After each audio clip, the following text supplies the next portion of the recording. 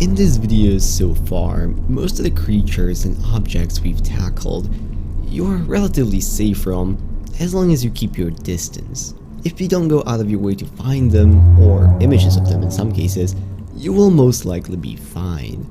But today, we will be talking about something where that logic does not apply. Today, we will be talking about a horrifying Euclid SCP that could be making its way into your house right now.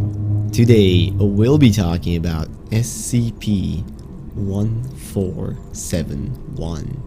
Now, this SCP is a free-to-download 9.8 MB application for mobile devices and presumably also tablets, which you can find under the name MalO version 1.00 in presumably any online application store. Now, if you were to gaze upon this app, it has no developer listed and seemingly is able to completely circumvent the application admittance procedures that these stores have in place. Should you make the mistake of installing this application, at first, you might not think anything had happened. You might not even think it had worked, considering no icon or shortcut will be created for it. You will soon, however, learn that it did indeed work, as the application will begin sending you images through text messages. Now first, these images might seem rather innocent, up until you notice that there is always just something at the very edge of the picture. There's always something in the background, and that is the SCP-1471-A. This creature can best be described as a large humanoid figure with long black hair and, instead of a face, possessing a large elongated skull. There are two eyes located in the eye sockets of the skull, both of which are milky white and have no discernible pupils. Now, during the first 24 hours, these pictures might seem rather innocent, just showing places where the subject, that is the owner of the electronic device, had been, with SCP-1471-A sometimes being barely visible in the background. 48 hours in, your device will continue taking images of the places where you have been, and by the time it hits the 72-hour mark, you will often see places that you visited only recently, with SCP-1471-A appearing quite close behind you in the pictures.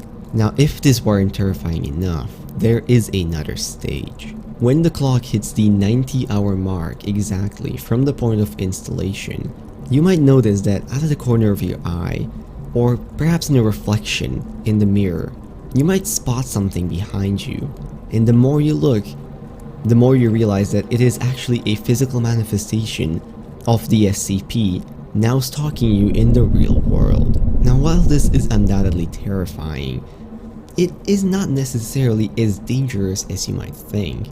Seemingly, up to this point, no hostile behavior had ever been detected from this SCP.